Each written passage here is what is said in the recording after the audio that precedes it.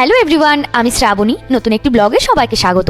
কিছুদিনের জন্য বাড়িতে এলে মনে হয় সময়টা যদি আর একটু বাড়ানো যেত, কিন্তু ছুটি তো নিজের ইচ্ছা মতো বাড়ানো যায় না। তাই এবার আবার আমাদের ত্রিপুরার ঘরে ফেরার পালা।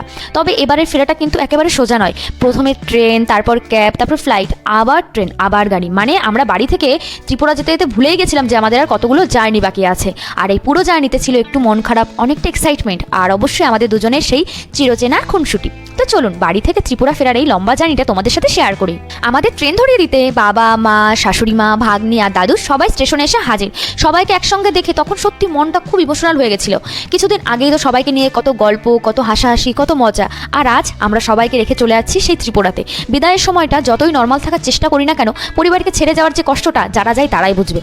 অবশেষে আমাদের ট্রেন চলে এলো। সবাইকে বাই বলে আমরা দুজনে ট্রেনে উঠে পড়লাম। ব্যাগগুলো ঠিকঠাক জায়গায় রেখে একটু সেটেল হলাম। তারপর শুরু হলো আমাদের আসল জার্নি মানেই তো একটু খাওয়া দাওয়া। তাই ট্রেন থেকে কিনে নিলাম একটা পেয়ারা। ট্রেনে জানালা দিয়ে বাইরের দৃশ্য দেখতে দেখতে পেয়ারাটা খেলাম।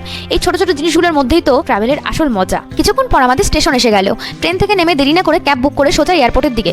এয়ারপোর্টে পৌঁছে চেক ইন কমপ্লিট করলাম, বোর্ডিং পাস কালেক্ট করলাম। তারপর দেখি হাতে এখনো প্রায় 2.5 ঘন্টা সময়। তাই ভাবলাম বসে বসে সময় নষ্ট না করে চলো একটু আমরা দুজন মিলে এয়ারপোর্টটা ঘুরে দেখি। কিন্তু এয়ারপোর্টে ঘুরতে ঘুরতে একটা সমস্যা, দুজনেরই খিদে পেয়ে গেল।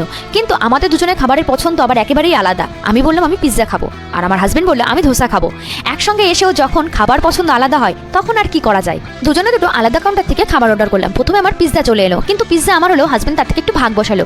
তারপর গেলাম ধোসা আনতে। ধোসা আসার পর আমার নজর গেল হাজবেন্ডের প্লেটের দিকে। ওর ধোসা থেকে একটু তুলে নিলাম। মানে নিজেদের খাবার আলাদা হলেও একে অপরের খাবারে ভাগ বসাতে আমরা ছাড়িনি। ব্যাস, এবার পেটও ভরে গেল, সাথে মনও। তারপর আর বেশি সময় নেই, বোর্ডিং এর সময় হয়ে গেল। গেটের দিকে গেলাম, বোর্ডিং কমপ্লিট করলাম। আর কিছুক্ষণ পরে আমরা ফ্লাইটে সিট বেল্ট লাগিয়ে রেডি। আর তারপর জানালা দিয়ে আকাশের দিকে তাকিয়ে থাকতে থাকতে মনে হচ্ছিল একটা জার্নি তো শেষ হচ্ছে আর একটা নতুন জার্নি শুরু হচ্ছে। কিছুক্ষণ পরে আকাশের মেঘ, নিচে ছোট ছোট শহর আর রাস্তা দেখতে দেখতে অবশেষে আমরা আগরতলায় ল্যান্ড করলাম। কিন্তু এখানে জার্নি শেষ নয়। ফ্লাইট থেকে নামার পর আবার অনেকটা পথ ট্রেনে, আবার তারপর গাড়িতে। কারণ আগরতলা এয়ারপোর্ট থেকে আমাদের কোয়ার্টার কিন্তু বেশ অনেকটা দূরে।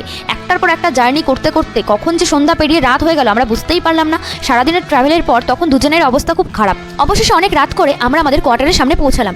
গাড়ি থেকে একে একে সব ব্যাগ নামালাম। তারপর অনেক কষ্টের পর অবশেষে আমরা ঘরে পৌঁছালাম। সত্যি বলতে এত লম্বা জার্নির পর দরজা খুলে ঘরে ঢোকা সেই ফিলিংসটাই আলাদা। ক্লান্তি ছিল প্রচন্ড, কিন্তু একটা শান্তিও ছিল।